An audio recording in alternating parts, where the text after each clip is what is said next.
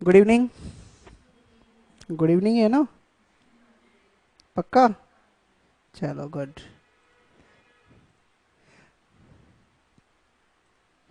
चलो जी, एक नया चैप्टर हम स्टार्ट कर रहे हैं और न्यू चैप्टर का नाम तो आपको दिख ही रहा होगा। That is constitution of India, हमारे भारत का संविधान। हाँ जी, समझ में आ रहे हैं? आपको क्या लगता है हमारा इंडिया आजाद कब हुआ था? नहीं, नहीं हुआ था हमारा देश आजाद। 15 अगस्त 1947 को हम बनाते जरूर हैं कि हमारा देश आज़ाद हो गया था, लेकिन एक्चुअल में जो हमें आज़ादी मिली थी ना, वो हमें मिली थी 26 जनवरी 1950 को। पता है सिर्फ इसका इम्पेक्ट क्या पड़ा था? अंग्रेज हम पर राज कैसे करते थे? अंग्रेज हम पर राज करते थे, वो सिर्फ लॉ, उन्होंने सिर्फ कानून बनाए हुए थे और वो इंडिया में फोर्स करते थे आपको ये कानून फॉलो करने पड़ेंगे, इट्स कंपल्सरी। तो जब यहां पर अंग्रेज चले गए, ठीक है जी, चले गए कोई बात नहीं, तो 15 अगस्त 1947 से लेकर 25 जनवरी 1950 तक हम अंग्रेजों के बनाए हुए लॉ को ही फॉलो करते आ रहे थे। 26 जनवरी 1950 से, ठीक है, यहाँ पे हमने अपना खुद का एक संविधान बनाया और हमने अपने पास पावर रखी, ठीक है यहाँ पे। और आज के टाइम में आप देखते हो ना, आपको पॉलिटिक्स का देख लो और कोई बिजनेस का देख लो, तो जो इंडिया के पीपल्स हैं उनके पास बहुत सारे राइट आ गए। लेकिन यहाँ पे आज अगर मैं बात करता हूँ ना, तो पूरे अगर वर्ल्ड में अगर मैं बात करता हूँ तो सिर्फ इंडिया ही एक ऐसा कंट्री है जहां पर डेमोक्रेटिक है, जहां पर एक पर्सन, एक पीपल कुछ भी बोल सकता है। हम खुलेआम स्ट्राइक कर देते हैं, हम खुलेआम अपने ही पीएम को गाली दे देते हैं, करते हैं ना वहां पे। तो ये सिर्फ इंडिया में ही अलाउड है। सिर्फ किस वजह से? जब हम इतने 300 सालों से गुलामी करते हुए आ रहे थे ना, तो उसके बाद जब 26 जनवरी 1950 को जब यहाँ पे कानून बना, तो उन्होंने कहा कि हमने सारी पावर किसको दे दी? इंडिया के लोगों को दे दी है, इंडिया के सिटीजन को दे दी है, उनको भी, ताकि फील होए कि भाई हम भी फ्री है। बट धीरे धीरे जैसे जैसे कल्चर चलता आ रहा है, हमें भारत का संविधान बल्कि सिर्फ लॉ में पढ़ा जाता है और किसी को पढ़ाया नहीं जाता। इसलिए आपको तो पता भी नहीं होगा आपके पास क्या क्या फंडामेंटल राइट है। तो वो सारी चीजें आपको इस चैप्टर में डिफाइन की गई है और ये बहुत बड़ा एक एक्ट वहां पर बना था जब ये आया था। क्लियर? तो चलो जी, इस एक्ट के लिए काम करते हैं। और एक जो पर्सन नाम जानते हो ना, एक पर्सन का नाम भीमराव अंबेडकर। क्यों जानते हो उसका नाम? क्या किया था उस पर्सन ने ऐसा? उसने constitution of India, constitution of India के लिए एक असेंबली बनी थी। किस नाम से असेंबली बनी थी? Constituent assembly. और उस असेंबली के जो चेयरपर्सन थे, जो चेयरमैन था, वो भीमराव अंबेडकर थे। अपने टाइम से मतलब बहुत आगे सोचने वाला पर्सन। और उसी ने ही ये पूरा कॉन्स्टिट्यूशन ऑफ इंडिया ड्राफ्ट किया था। और जब ये ड्राफ्ट हुआ था ना, तो उस टाइम पे 11,312 गलतियां निकाली गई थी। ठीक है, एक एक्ट की सबसे बड़ी गलतियां, मतलब इतनी सारी उसमें मिस्टेक थी, उनको फिर करेक्ट करके फिर ये फाइनली सोचो 3 साल के अंदर अंदर ही हमारे भारत का संविधान तैयार हुआ था। आज के टाइम में अगर हम कोई नॉर्मल एक छोटा सा एक्ट भी बनाना चाहें ना, तो उसमें भी कम से कम 7-8 साल लग जाते हैं। और ये सोचो भीमराव अम्बेडकर ने सिर्फ 3 साल में इसको इंडिया में एप्लीकेबल करवा दिया था। इसलिए हम इस एक्ट को सबसे ज्यादा जानते हैं। तो इस एक्ट में आप वाकई पढ़ोगे, आपको खुद पता चलेगा कि आपके पास क्या क्या राइट है, आपके पास कुछ ड्यूटीज भी आपकी बनती हैं। और प्रेसिडेंट क्या होता है, स्टेट सेंट्रल गवर्नमेंट क्या होती है, स्टेट गवर्नमेंट क्या होती है, उनके पास क्या पावर है, आप क्या क्या काम कर सकते हो, गवर्नमेंट क्या क्या काम कर सकती है, गवर्नमेंट काम नहीं करेगी तो आप क्या कर सकते हो, वो सब इस चैप्टर में डिफाइन किया गया है। ठीक है यहाँ पे, तो चलो आओ पढ़ते हैं। तो देखो ये एक्ट कब आया था? 26 जनवरी 1950 को आया था। ऑब्वियस ये भी मैं क्यों बता रहा हूँ। ठीक है, यहाँ पे रिपब्लिक डे जिसको आप कहते हो। और इस एक्ट में टोटल कितने आर्टिकल आपके आते हैं? 395। देखो हम एक्ट के अंदर तो बोलते हैं सेक्शन, इसमें हम क्या बोलेंगे? आर्टिकल। दैट द 395 आर्टिकल्स यहाँ पर आए थे। और कितने पार्ट्स में डिवाइड है ये? 22 पार्ट्स एंड 12 शेड्यूल्स यहाँ पर दिए गए हैं। आपको ये सब पढ़ने की जरूरत नहीं है, बस आपको ये पता होना चाहिए कि ये एक्ट कब पास हुआ था और इसमें टोटल आर्टिकल कितने हैं। क्लियर यहाँ पर? ठीक है, तो देखो यहाँ पर हम मेन ये पहले हमें पढ़ाया करता था, क्यों? क्योंकि पहले आपका एमसीक्यूज होता था, ओल्ड सिलेबस में ये एमसीक्यूज आता था। अब ये सब्जेक्टिव हो गया है, तो इसलिए मैं थोड़ा ज़्यादा मतलब कह सकते हो कि ये सारी चीज़ें नहीं पढ़नी, हमें वो सारी बेसिक डिटेल यहाँ पर करनी है। ठीक है यहाँ पे, तो इसमें सबसे मेन क्या चीज़ यहाँ पे बताई गई, तो हम पढ़ चुके हैं 26 जनवरी 1950 को ये एनफोर्स हुआ था। क्लियर? एंड नंबर 2, इसमें टोटल आपके 395 आर्टिकल्स यहां पर बताए गए हैं। जिसको आप सेक्शन भी बोल सकते हो, कि ये टोटल सेक्शन यहाँ पर डिफाइन किए गए हैं। ठीक है यहाँ पे। तो चलो ये चेक करते हैं इस कॉन्स्टिट्यूशन ऑफ इंडिया में क्या क्या चीज आपकी बता रखी है। तो सबसे पहले तो इसमें आता है जी हमें पता होना चाहिए इस एक्ट का, इस कॉन्स्टिट्यूशन ऑफ इंडिया का क्या ऑब्जेक्ट है, डेट इज प्रेम्बल। ठीक है यहाँ पे। तो जब इसका प्रेम्बल हम पढ़ते हैं, आपने सुना भी होगा इसका प्रेम्बल, बहुत जगह बोला भी जाता है कई बार। तो जब भी इसकी लैंग्वेज स्टार्ट होती है ना प्रेम्बल की, तो लैंग्वेज स्टार्ट होती है we the people of India.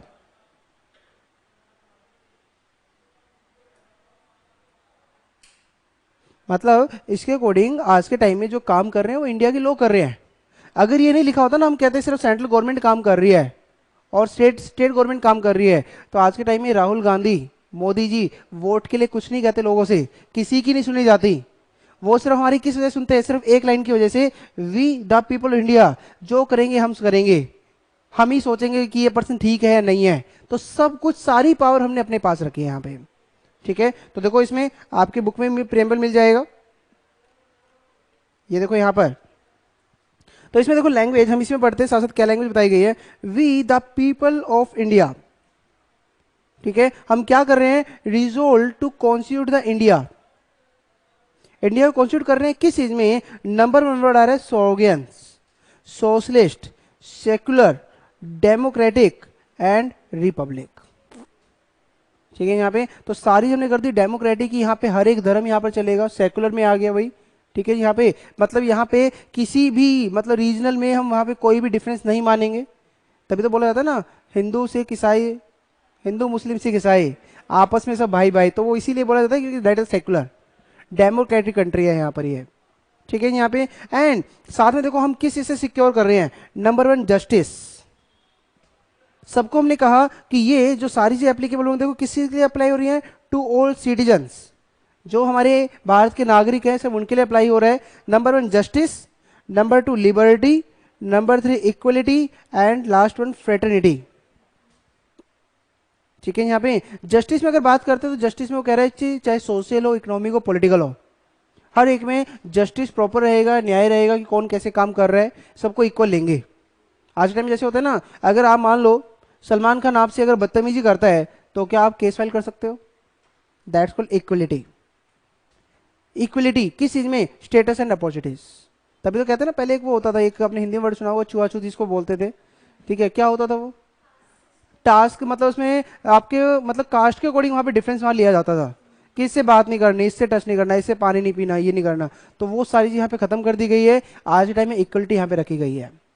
ठीक है यहाँ पे। और क्या रखा गया, और क्या प्रमोट कर रहे हैं, फ्रेटर्निटी, किस लिए, dignity of the individual and unity and integrity of the Nations. इसको स्ट्रॉन्ग करने के लिए सारी चीजें हम यहाँ पर इसको फॉलो करते हैं।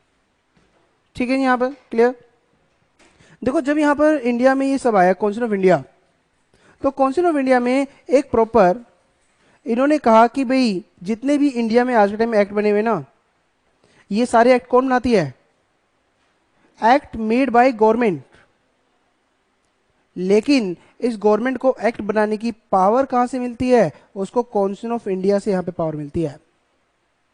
Constitution of India give power to the government to make law, कि भाई तुम लॉ बनाओ। और ये आपने कहीं ना कहीं टेक्स्ट में भी पढ़ा होगा कि पावर के लिए यहां पर टोटल 3 लिस्ट बनाई गई है इंडिया में, जो कॉन्स्टिट्यूशन ऑफ इंडिया में लिखी हुई है आपकी। और एक किस शेड्यूल में लिखा हुआ है, शेड्यूल नंबर 7। और 3 लिस्ट क्या बनाई गई यहां पर, लिस्ट यूनियन लिस्ट, सुना है नाम, यूनियन लिस्ट, स्टेट लिस्ट। मतलब इंडिया में ना जितने भी एक्ट बने हुए हैं वो इन लिस्ट में आपका आएगा ही आएगा, अदरवाइज वो कभी एक्ट पास हो ही नहीं सकता। And number 3 concurrent list. तो जब भी इंडिया में लॉ बनता है तो ये 3 चीजों में फॉलो होता है, union list, state list and concurrent list. First one, अगर मैं यूनियन लिस्ट की बात करता हूं तो यूनियन लिस्ट में लॉ बनाने की जो पावर होती है वो सेंट्रल गवर्नमेंट के पास होती है, दैट इज द पार्लियामेंट। तो जितने भी आपके यूनियन लिस्ट में आएंगे, जैसे कंपनीज एक्ट है, इनकम टैक्स एक्ट है, तो वो सब किस में आएंगे, यूनियन लिस्ट में। ठीक है। स्टेट लिस्ट में कौन बनाता है, स्टेट गवर्नमेंट। और कॉन्करेंट लिस्ट में जो लॉ बनाने की पावर है वो कौन बनाता है, स्टेट गवर्नमेंट ही बनाती है, but with approval of central government.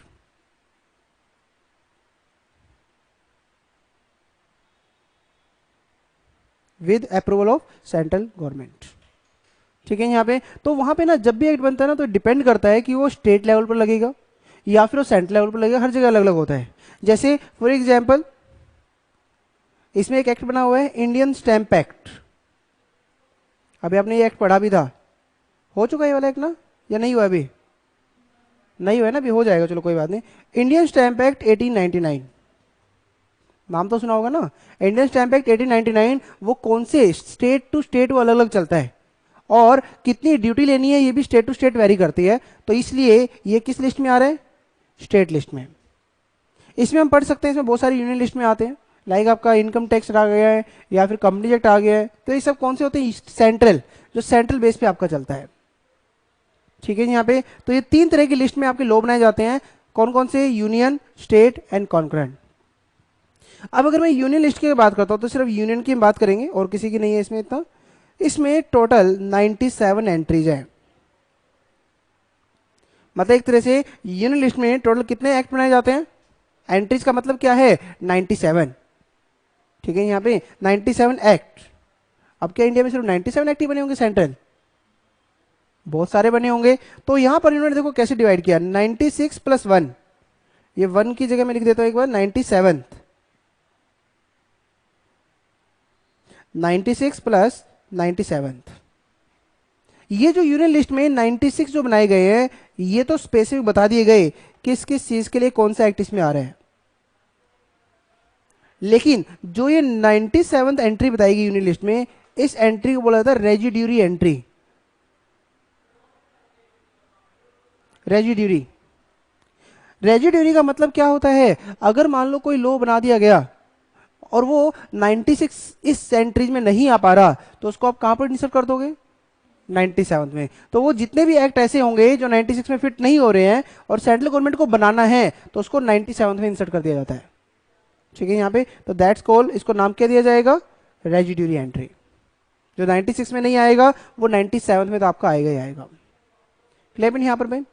ठीक है, अब देखते हैं, ये तो हमने पढ़ लिया सिंपल वे से कि कॉन्स्टिट्यूशन ऑफ इंडिया कितना है, उसका प्रेम्बल क्या है। मेनली जो इसमें अब आपके जो क्वेश्चन एग्जाम पूछा जाता है वो पूछा जाता है कि फीचर्स बताओ, हमारे कॉन्स्टिट्यूशन ऑफ इंडिया के फीचर बताओ कि क्या उसके क्या फीचर्स हैं। ठीक है, यहाँ पे उसके फीचर्स,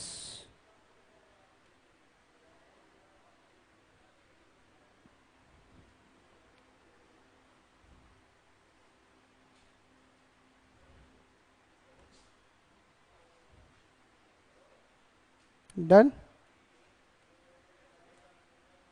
लिख लिए?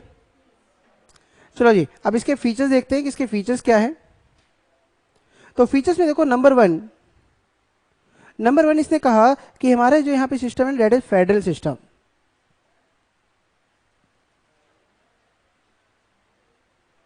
नंबर वन आता है फेडरल सिस्टम, मतलब फेडरल सिस्टम है कि लॉ बनाने वाला कोई और, एग्जीक्यूट करने वाला कोई और उसका डिसीजन वाला कोई और। जैसे अगर मैं इंडिया में बात करता हूं, इंडिया में टोटल 3 पार्टी है। एक पार्टी कौन है? लॉ बनाने वाली पार्टी, और सेकंड पार्टी आती है उस लॉ को इंप्लीमेंट करने वाली पार्टी। जैसे पार्लियामेंट ने कंपनी एक्ट बना दिया, बट इस कंपनी एक्ट को इंप्लीमेंट करने के लिए कौन सी अथॉरिटी बनी? Ministry of corporate affairs. Income tax act बना दिया, मिनिस्ट्री ऑफ फाइनेंस। ठीक है, और अगर उस लॉ में कोई प्रॉब्लम आती है तो उसको इंप्लीमेंट करने के बाद कि क्या चीज सही है क्या चीज गलत है, जुडिशरी, जुडिशरी मींस कोर्ट, ये सब अथॉरिटी यहां पे बनाई गई। मतलब इन्होंने कहा कि यहां पे एक फेडरल सिस्टम रखा और पावर को डिवाइड कर दिया गया। फेडरल का मतलब क्या ले रहा हूं मैं यहां पे? डिवाइड द पावर,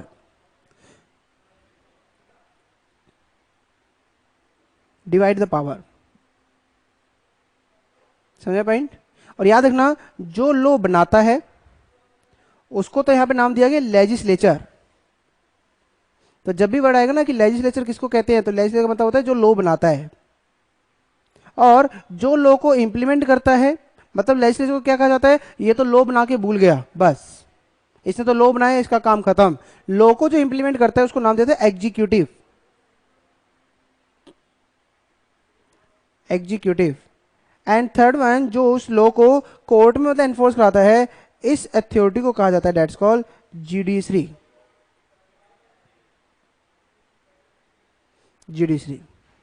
तो ये तीन तरह की पावर यहां पर आ गई है, legislative, executive and judiciary. This is the point number one, that the features. Clear यहां पर? ठीक है। सेकंड वन, सेकंड फीचर देखते हैं और क्या क्या फीचर्स क्या आएंगे। सेकंड फीचर है कि ये जो कौंसिल ऑफ इंडिया बना है ना, इसका एक मेन सबसे बड़ा फीचर, इंडिया का सबसे बड़ा जो एक्ट है वो यही है।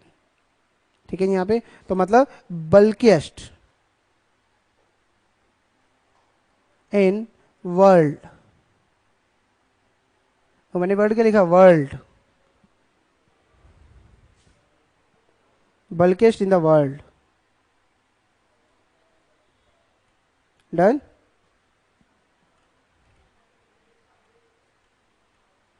लिख लिया सबने? चलिए आगे।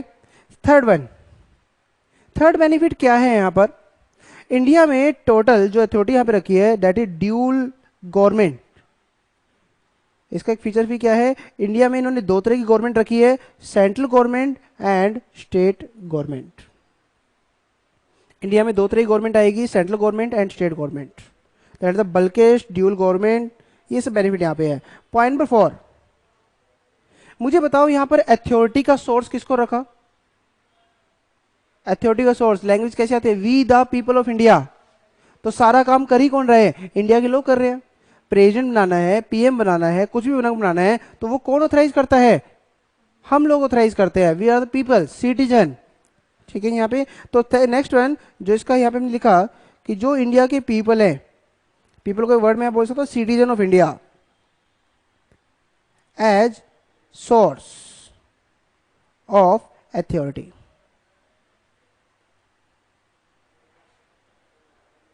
As source of authority. तो ये बहुत सारे बेनिफिट इसके रखे गए हैं यहां पर कि जब आप कोई कौंसिल ऑफ इंडिया अपना रेडी करते हो तो डेट द फेडरल सिस्टम है, बल्किएस्ट इन द वर्ल्ड है, ड्यूल गवर्नमेंट है, people as the source of authority यहां पे रखा गया है। चलो एक बार पढ़ते नोट्स में क्या क्या लिखा गया आपका। हाँ जी, पॉइंट नंबर 1 पढ़ो, क्या लिखा गया, parliamentary system of the government. ये डेट ये पता है किस चीज की बात कर रहा है, ये एग्जीक्यूटिव की बात कर रहा है। जो भी मैंने बात की ना, आप इसकी जगह एक वर्ड ये वाला भी लिख सकते हो, पॉइंट एक ही एक तरह से मान के चलो, पॉइंट नंबर 1 और point number 4, that the federal system. लिख दोगे ना, बोलो भाई।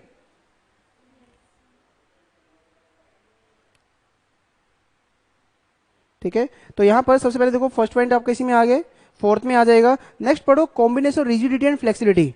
ये मैंने अभी पॉइंट आपको करवाया नहीं है, क्योंकि जैसे जैसे पढ़ोगे ना, कुछ जगह फ्लेक्सिबिलिटी आती है, कुछ जगह मतलब लो बहुत हार्ड बनाया हुआ है। ये अभी आप पॉइंट इसको होल्ड करो, बस अभी हेडिंग पढ़ लो, बाद में पॉइंट ऑटोमेटिकली आपको कवर होगा जब ये 2/3 मेजोरिटी सब चीजें पढ़ेंगे हम। अब ये मत पढ़ना, इसमें सिर्फ हेडिंग पढ़ो। थर्ड वन हम पढ़ चुके हैं, bulkiest constitution of the world. ठीक है, अब एग्जाम में ना it's very very important, question number 4 अलग से पॉइंट अलग से पूछा जाता है। क्या पूछते हैं, in the council of India there is a federal system with some unitary base. क्या पूछा जाता है, विद सम यूनिटरी फीचर्स। अब यूनिटरी फीचर्स कैसे हैं, जैसे मैंने कोर्ट, क्या कोर्ट गवर्नमेंट को भी फटकार लगाती है? मतलब क्या गवर्नमेंट अगर गलत काम करती है, कोर्ट के पास इंडिपेंडेंट पावर है? Unitary features. इंडिया में प्रेसिडेंट तो एक ही है या पर स्टेट है, प्रेसिडेंट तो एक ही है, दैट द यूनिटरी फीचर्स। तो यहां पर उन्हें क्या कहा, फेडरल सिस्टम तो इंडिया में होता ही होता है, क्या कुछ यूनिटरी फीचर्स भी होते हैं या नहीं होते हैं? तो एग्जाम में यही क्वेश्चन अलग से पूछ लिया जाता है कि इस लाइन पर कमेंट करो 4 मार्क्स में। तो आपको इसमें क्या क्या लिखना है, तो पॉइंट पर पढ़ो फेडरल सिस्टम, ये तो पढ़ लोगे, स्टार्टिंग में पावर डिस्ट्रीब्यूट की गई है, यहां से पढ़ो फेडरल सिस्टम क्या क्या आया। इंडिया में गवर्नमेंट डिफरेंट डिफरेंट लेवल पर, यूनियन पर अलग है और स्टेट पर अलग है, that is the federal system. Number 2 क्या बताया, power to make law divide की गई है, 3 लिस्ट बनाई थी ना पावर टू मेक लॉ में, union list, state list, concurrent list, और ये कहां पर बताई गई, 7 शेड्यूल ऑफ वेरियस लिस्ट वहां पर बनाई गई है, जिसमें उनकी पावर उनकी डिवाइड कर दी गई फेडरल सिस्टम में। कि कुछ स्टेट गवर्नमेंट बनाएगी, कुछ सेंट्रल गवर्नमेंट बनाएगी, तो उन्होंने डिवाइड कर दिया। थर्ड वन, देखो क्या लिखा गया, both union and state have to follow the constitutional provision when they make laws. यहाँ पे पॉइंट नंबर 2 के ऊपर ही आ गया कि अगर हमने साफ साफ सेंट्रल की लिस्ट में लिख दिया, यूनियन लिस्ट में किसी को लिख दिया, तो क्या स्टेट गवर्नमेंट वो लॉ बना सकती है फिर? हाँ जी, यूनियन लिस्ट वाले लॉ सिर्फ कौन बनाएगा? Central government. तो वैसे वहां पर दोनों को ये फॉलो करना पड़ेगा। स्टेट लिस्ट में सेंट्रल गवर्नमेंट इंटरफेयर नहीं करेगी, सेंट्रल लिस्ट में स्टेट गवर्नमेंट कोई भी इंटरव्यू नहीं कर सकती, कुछ नहीं कर सकती। अब देखो यूनिटरी फीचर्स बता दिया, पढ़ो क्या लिखा गया। जुडिशरी क्या होती है? इंडिपेंडेंट होती है टू द जुडिशियल मैटर। ठीक है, इसके सामने कुछ नहीं है। तो देखो यहां पर सुप्रीम कोर्ट यूनिटरी फीचर्स कैसे आएगा? डिस्प्यूट डिसाइड कर सकता है अगर कोई यूनियन और स्टेट के बीच में है, दैट्स यूनिटरी फीचर्स। और हमारा कॉन्स्टिट्यूशन क्या है? सुप्रीम है। सुप्रीम मतलब सबके लिए मेन है, सबसे बड़ा वही है। क्या इसमें भी अमेंडमेंट हो सकती है? पॉसिबिलिटी है ना, तो यस, इसमें भी अमेंडमेंट आपकी हो सकती है। तो एक भी फेडरल सिस्टम है कि भाई जो चीज बनी है, जो चीज कह रही है कि भाई आप ये चीज मतलब आपको फॉलो करना पड़ेगा, हम उसी एक्ट को चेंज कर पा रहे हैं। मान लो मैं कहता हूं ये टीचर आगे से यह नहीं आएगा, उल्टा कह रहे हो कि नहीं आप वो क्या, आप ही नहीं आओगे, तो सेम थिंग, मतलब जो कॉन्स्टिट्यूशन ऑफ इंडिया कह रहा है हम उसी में अगर अमेंड करना चाहे तो कर सकते हैं। ठीक है, यहाँ पे अमेंड कैसे होता है ये आपको नहीं पढ़ना। तो एग्जाम में अगर ये क्वेश्चन आता है तो आपको ये 4 to 5 पॉइंट्स वहां पर लिख के आने हैं, और एग्जाम में मुझे इसकी पॉसिबिलिटी ज्यादा भी लगती है, बहुत बार ये क्वेश्चन पूछा गया है 4 to 5 मार्क्स में। ठीक है जी, यहां पर डन। और क्या पढ़ा हमने?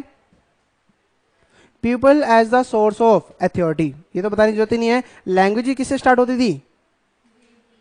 We the people of India. कितनी खुशी होती है ना, we the people of India. ठीक है, और फिर उसके बाद बताया गया फंडामेंटल राइट।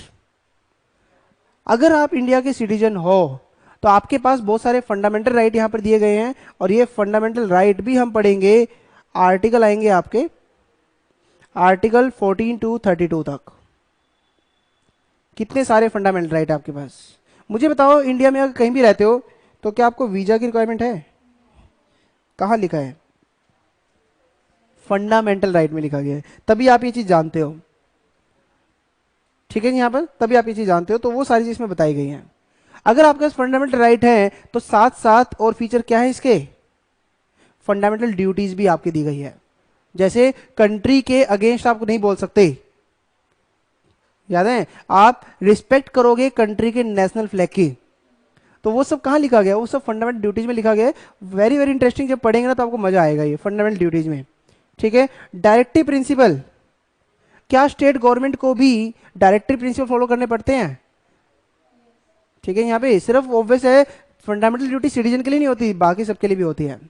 मतलब गवर्नमेंट को भी लॉ बनाते हुए, कोई पॉलिसी बनाते हुए कुछ पॉइंट माइंड में रखने पड़ेंगे। क्या गवर्नमेंट कभी जब लॉ बनाएगी तो क्या किसी एक सिंगल पर्सन के बेनिफिट के लिए बना सकती है? कभी नहीं बना सकती। दैट्स कॉल्ड डायरेक्टिव प्रिंसिपल, इसमें हम पढ़ेंगे। आपको ना बेस बता रहा है कि इस पूरे चैप्टर में हम क्या क्या पढ़ने वाले हैं। इसमें हम फंडामेंटल राइट पढ़ेंगे, फंडामेंटल ड्यूटीज पढ़ेंगे, ये सब चीजें वहां पर पढ़ेंगे। नेक्स्ट वन, इंडिया में किसी भी पार्ट में आप रहो, बोलने में क्या आएगा? सिटीजन। ये वही पॉइंट आ गए, फंडामेंटल राइट में ऑटोमेटिक कवर्ड हो गया। और इसमें इस चैप्टर से ही किसको बेनिफिट हुआ है? ये SC ST वालों को बेनिफिट होता है, SC ST and backward classes. इनके लिए अलग से प्रोविजन बनाए जा सकते हैं। ये कॉन्स्टिट्यूशन ऑफ इंडिया के अंदर ये प्रॉपर साफ साफ लिखा हुआ है यहां पर। समझ में यहां पर? ठीक है, तो एग्जाम में अगर आपसे 2 क्वेश्चन पूछता है, यहां से आपके 2 क्वेश्चन बन सकते हैं। नंबर 1 क्वेश्चन, फीचर बताओ ऑफ द कॉन्स्टिट्यूशन, फिर तो ये सब बताना है आपको। या फिर अगर वो क्वेश्चन पूछता है इंडिया में west the federal system but with unitary base comment, तो ये 2 क्वेश्चन ध्यान से करना, इसमें क्या क्या आपको चीजें आएंगी। यूनिटरी बेस आएगा तो उसमें फिर छोटा थोड़ा लिखना उसमें। ठीक है, अगर फीचर आते हैं तो फिर पॉइंट नंबर जो ये 4 है ना, ये पूरा मत बताना, थोड़ा सा बताना आपको ये। चलें आगे। ठीक है, अब देखो यहां से पूरा चैप्टर आपको बताता हूं। मेन आपका ना जो इसमें स्टार्ट होता है वो आर्टिकल नंबर 12 से आपका स्टार्ट होता है। आर्टिकल 12 में डिफाइन किया गया डेफिनेशन ऑफ स्टेट, कि आपके अकॉर्डिंग स्टेट किसको कहा जाता है। और फिर एक चीज और डिफाइन की गई, आर्टिकल 13 मिल गया ना, आर्टिकल 13। समझ आ रहा पॉइंट? चलो आ जाओ। तो यहां पर मैं आपको डेफिनेशन स्टेट करा रहा हूं कि स्टेट किसको कहते हैं। तो वर्ड लिख लो स्टेट। और स्टेट ये डिफाइन किया गया है आर्टिकल नंबर 12 में। मुझे एक बुक दे दो।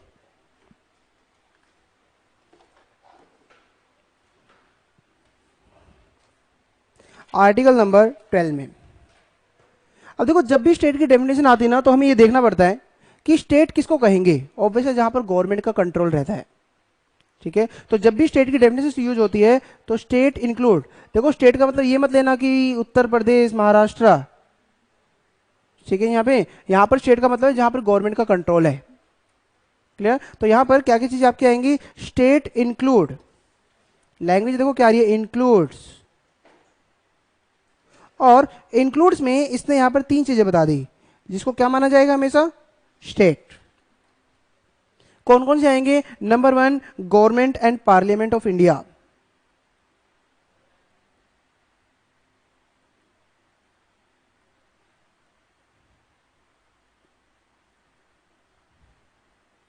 Government and parliament of India, इसको स्टेट में हमेशा इंक्लूड किया जाता है, ठीक है। यहाँ पे तो ये कौन सी गवर्नमेंट की बात कर रहा है पता है, central government.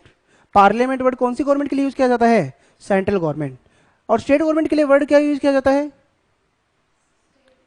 State, state legislature, ठीक है। यहाँ पे गवर्नमेंट, सेंट्रल गवर्नमेंट जो लॉ बनाती है तो हम क्या कहेंगे, पार्लियामेंट ने बनाया। और स्टेट गवर्नमेंट बनाएगी तो स्टेट लेजिस्लेचर बनाया। तो सेकंड पॉइंट देखो क्या लिखा गया, गवर्नमेंट, और क्या आएगा, government and legislature of each state.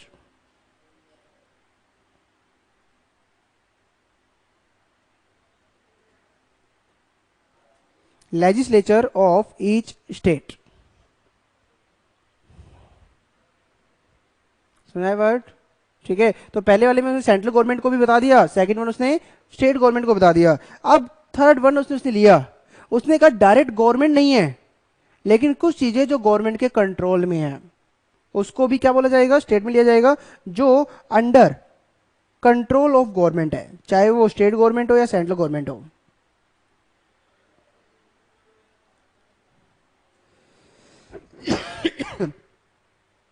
ठीक है। यहाँ पे अब ये अंडर द कंट्रोल कौन कौन से आ सकते हैं, देखो पहले तो उसने साफ साफ बता दिया, कोई लोकल या फिर अदर अथॉरिटी, अदर अथॉरिटी जो कहां पर है, टेरिटरी ऑफ इंडिया।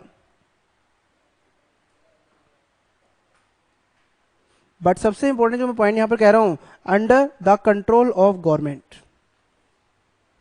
ठीक है। यहां पे लोकल अथॉरिटी सुनी है, जैसे एमसीडी है, municipal corporation of Delhi, municipal corporation of Gurgaon, हर जगह है ये। तो ये कौन सी अथॉरिटी है, लोकल अथॉरिटी है ये। तो ये जो लोकल अथॉरिटी है जो इंडिया की टेरिटरी पर है और या फिर गवर्नमेंट का जहां पे कंट्रोल है, तो उसको हम क्या कहेंगे, उसको भी आगे से हम स्टेट यहां पर लेकर चलेंगे। समझा पॉइंट यहां पर। तो वर्ड क्या के लिए यहां पर स्टेट के डेफिनेशन बताओ, number 1 government and parliament, number 2 government and legislature of the state, and number 3 under the control of government all local or other authorities within the territory of India. या लिखने का तरीका जो आपकी book में भी लिखा है उसमें से भी लिख सकते हो कि local or other authorities within the territory of India and under the control of government. Clear point यहां पर भाई, समझ पॉइंट। अब इस डेफिनेशन से ना मुझे सिर्फ 2 पॉइंट यहां पर क्लियर नहीं हुए। Number 1, what is the meaning of local authority,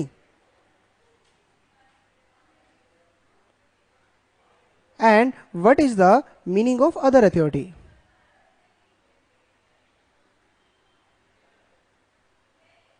ठीक है, लोकल अथॉरिटी क्या होती है और अदर अथॉरिटी क्या होती है यहां पर,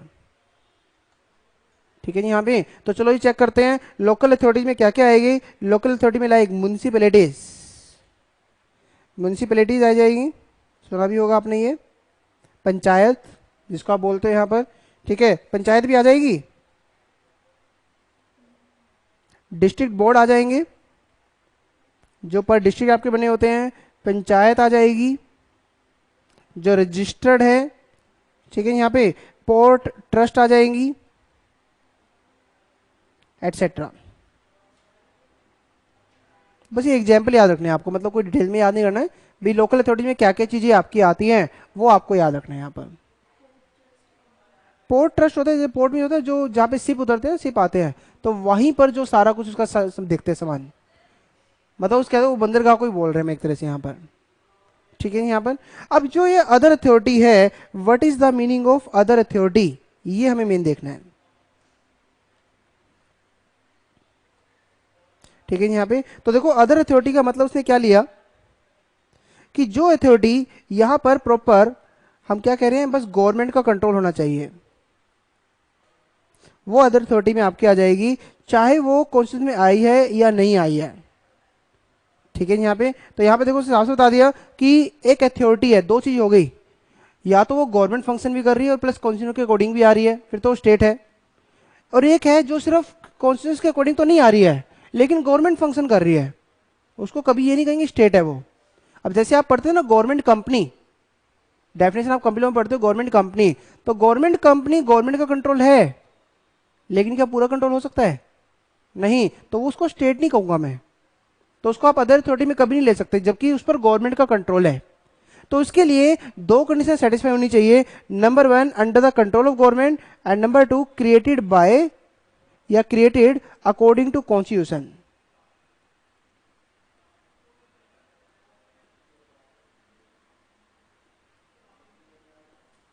created according to constitution.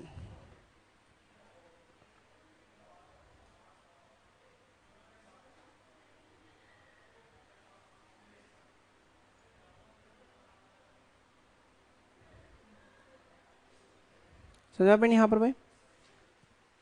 Clear? तो that's your definition of article number 12 के अकॉर्डिंग किसकी बताई गई? स्टेट की, कि what is the meaning of state. और ये आपको इसमें आर्टिकल भी याद रखना है, आर्टिकल नंबर 12 में बताया गया है। अब एक क्वेश्चन है एग्जाम में कई बार पूछा जाता है, मान लो एक कॉरपोरेशन है,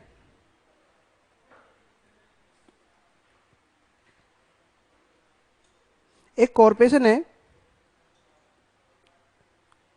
और गवर्नमेंट का इस कॉरपोरेशन पर कंट्रोल है। ठीक है, फुल कंट्रोल है इसका कॉरपोरेशन पर। क्या मैं इस कॉरपोरेशन को स्टेट कह सकता हूं या नहीं कह सकता?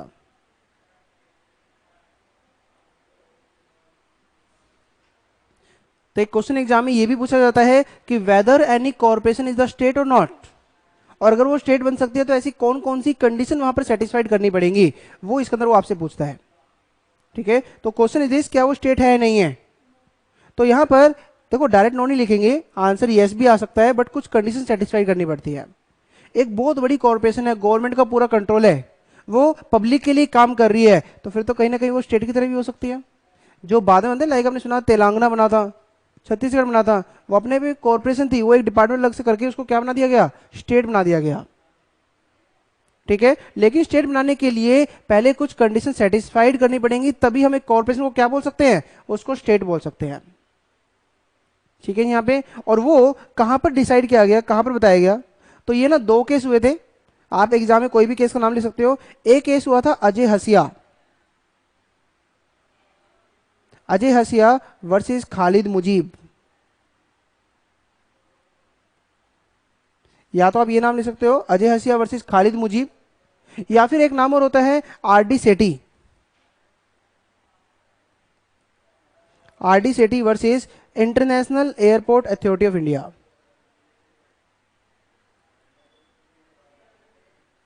International airport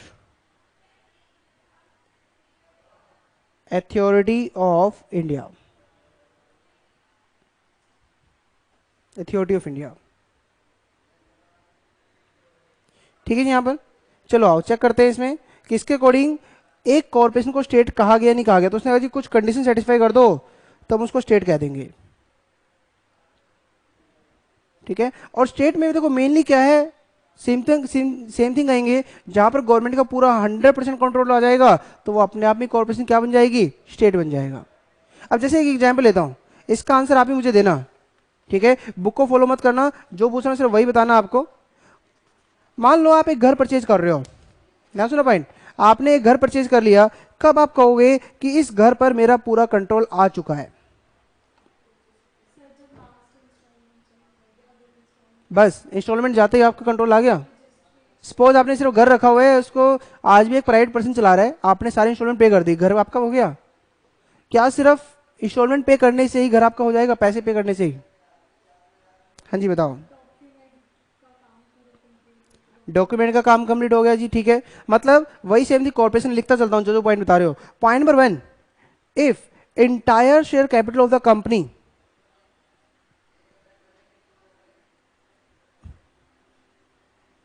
of corporation held by government, कर दिया यहां पे। तो हो सकता है कि अब तो 100% शेयर आगे भी, अब तो हम ही है सब कुछ, क्लियर। तो हो सकता है स्टेट आ जाए। और बताओ जी, और क्या हो सकता है?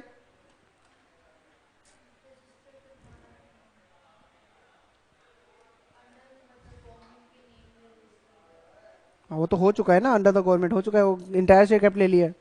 उस कंपनी के जितने भी एक्सपेंडिचर हो रहे हैं या फाइनेंशियल असिस्टेंस हो रहा है, तो सेकंड पॉइंट क्या आता है? Financial assistance. उसमें जितने भी एक्सपेंस हो रहे हैं, एक्सपेंस ऑफ कॉरपोरेशन, वो किस नेचर के होने चाहिए? वो गवर्नमेंट करेक्टर के होने चाहिए। अगर एक्सपेंस आपके अकॉर्डिंग नहीं हो रहे हैं घर में, तो फिर क्या आपका कंट्रोल है? घर आपने अपने नाम करवा लिया, लेकिन कोई तीसरा पर्सन को कंट्रोल कर रहा है, आप तो बस घर अपने अपने नाम कराए बस, तो फिर वो कंट्रोल नहीं है। हम डीपली कंट्रोल मांग रहे हैं उसके ऊपर, ठीक है। यहाँ पे अगर उस कॉर्पोरेशन जो जितने भी एक्सपेंस कर रहे हैं, गवर्नमेंट करेक्टर का मतलब पता है क्या है? गवर्नमेंट करेक्टर का मतलब पब्लिक के इंटरेस्ट के लिए होना चाहिए, वो पब्लिक के लिए जीती है, कोई पर्सनल बेनिफिट के लिए नहीं देखती वो अपना, ठीक है। यहाँ पे done. Point number 3, point number 3 हम क्या कह रहे हैं? हम उसको स्टेट तभी कहेंगे अगर उसके अलावा कोई और है ही नहीं। गवर्नमेंट का क्या है उस कॉर्पोरेशन का? मोनोपोली स्टेटस, तभी तो बनाओगे ना। अगर मान लो एक कॉर्पोरेशन है और उस कॉर्पोरेशन का कॉम्पिटिटर है, तो फिर कहां गवर्नमेंट का पूरा कंट्रोल हुआ, कहां पब्लिक फिर उसकी मानेगी, क्योंकि उसका तो कॉम्पिटिटर है। पब्लिक कॉम्पिटिटर से भी गुड्स खरीद सकती है, तो फिर उसको हम कहेंगे भी कंपनी, वो कॉर्पोरेशन मोनोपोली स्टेटस इंजॉय नहीं कर रही है। तो क्या होना चाहिए? मोनोपोली स्टेटस होना चाहिए, and main thing deep control होना चाहिए।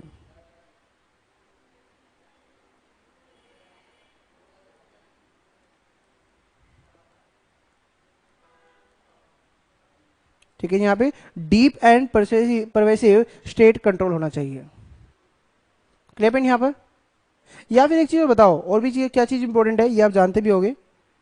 मान लो मैंने एक ऑफिस परचेज कर लिया, ये सारी चीज वहां पे पूरी हो गई, एक्सपेंस मेरे अकॉर्डिंग हो रहा है, सपोज मेरा कोई भी कॉम्पिटिटर नहीं है, मैं मोनोपोली स्टेटस ले रहा हूं, लेकिन आज भी जिससे मैंने खरीदा था ना, डिपार्टमेंट उसी का ही वहीं पे काम कर रहा है, मेरा कोई डिपार्टमेंट है ही नहीं वहां पर।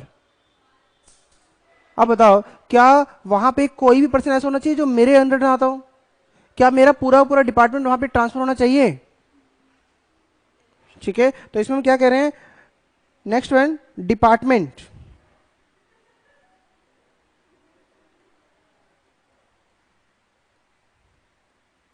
Department of government must transfer. कहां पर होना चाहिए? उस कॉर्पोरेशन में ट्रांसफर होना चाहिए। मतलब हम ना पूरा पूरा कंट्रोल मांग रहे हैं यहां पर, कि मेरा पूरा कंट्रोल उस कॉर्पोरेशन पर आ जाए। कैसे आएगा? 100% शेयर कैपिटल लेके, मोनोपोली स्टेटस लेके, डीप कंट्रोल लेके, ठीक है यहां पे। एंड वो जो कॉर्पोरेशन काम करेगी, अगर वो पब्लिक के नेचर का है, मतलब पब्लिक को इंपॉर्टेंस दे रहा है, तो हम मानेंगे कि हाँ आप अब गवर्नमेंट की तरफ से काम कर रहे हो। लेकिन यहाँ पे तो ये चीज याद रखना, जब भी हम किसी कॉर्पोरेशन को स्टेट कहेंगे, तो क्या क्या चीजें आपको फॉलो करनी पड़ती है। उसकी इंटायर शेयर कैपिटल, मतलब देखो 6 पॉइंट कहने की शो कर रहे हैं कि गवर्नमेंट का पूरा कंट्रोल वहां पर आ चुका है। और अगर जब गवर्नमेंट का पूरा कंट्रोल आ जाएगा, तो उसको क्या बोल दिया जाएगा? एक कॉर्पोरेशन को ही स्टेट वहां पर डिसाइड कर दिया जाएगा, उसको मान लिया जाएगा। समझा पाए यहां पर? क्लियर? ठीक है, तो ये थी डेफिनेशन ऑफ स्टेट। और डेफिनेशन ऑफ स्टेट के साथ आपके question number 4, sorry question number 3, question number 4, question number 5, ये आपके कंप्लीट हो गए हैं।